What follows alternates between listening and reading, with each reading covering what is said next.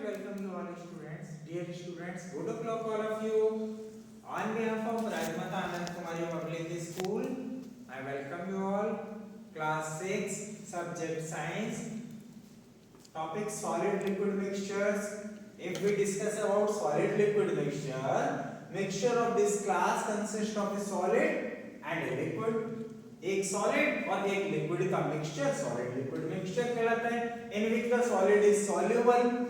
Solid कैसा होता है लिक्विड में घुलनशील होता है घुल जाता है फॉर एग्जांपल सी वाटर समुद्र का पानी is a mixture of water and various salts salt कैसा होता है सॉलिड होता है और वो जो सी वाटर में घुल जाता है तो मिक्सचर बन गया सॉलिड लिक्विड मिक्सचर हो गया next liquid liquid mixture liquid का mixture of this class consists of two liquids which are miscible जो एक दूसरे में घुल जाते हैं जिन्हें miscible कहते हैं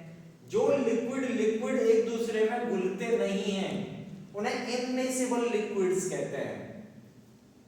और यहाँ घुल जाते हैं तो लिक्विड मिक्सचर miscible कहलाते हैं for example mixture of oil and water solid gas mixture of this class consists of a solid and a gas एक solid हो जिसमें और एक gas हो for example smoke is a mixture of unburnt carbon and ash particle and gases बिना जले हुए अध जले हुए कार्बन के पार्टिकल्स जब गैस के साथ मिक्स हो जाते हैं तो उसको हम धुआं कहते हैं स्मोक कहते हैं तो ये क्या हुआ सॉलिड और गैस का मिक्सचर हुआ such as carbon monoxide carbon dioxide and air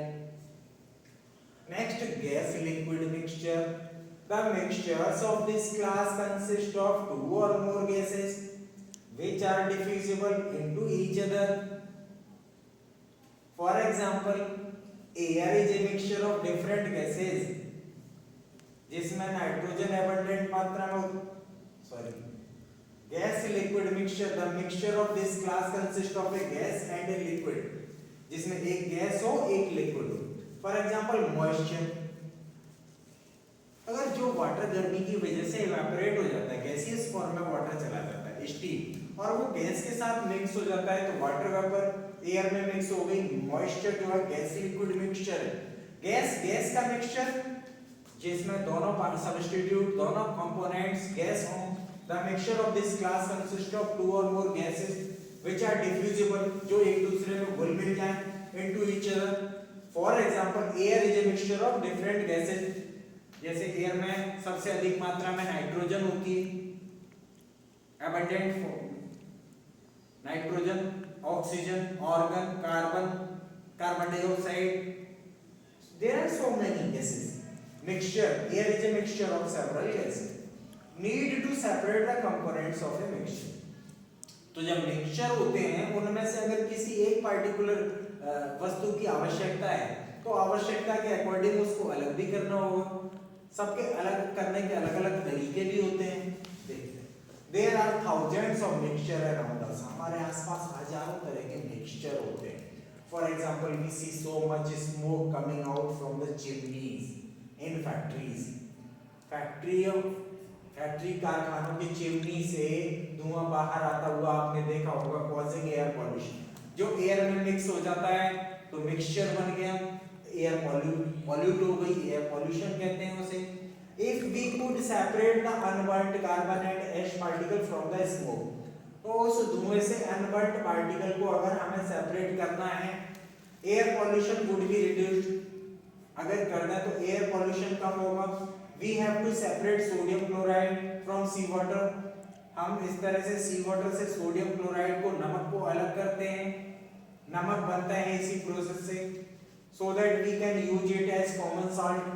for our consumption जो हम अपने भोजन में इस्तेमाल करते हैं तो ये सेपरेशन के तरीके हैं thus we have to separate the component of mixture for different reason के लिए हम मिक्सचर से कंपोनेंट्स को सेपरेट करते हैं टू रिमूव हार्मफुल कंपोनेंट्स सबसे पहला रीजन है हार्मफुल कंपोनेंट्स को अलग करने के लिए separation is done in order to remove harmful components from the valuable components. For example, harmful salt can be removed from water in order to make it fit for drinking. जैसे RO water है, drinking water को purify करते हैं, pure करते हैं, तो उसमें जो अशुद्धियां जो हमारे लिए हानिकारक हैं उनको अलग करते हैं, सेपरेट करते हैं, तो ये सेपरेशन का एक तरीका हुआ। Next, to obtain pure substance, pure substance प्राप्त करने के लिए भी हम सेपरेशन करते हैं। In order to obtain pure substance impurities have to be removed,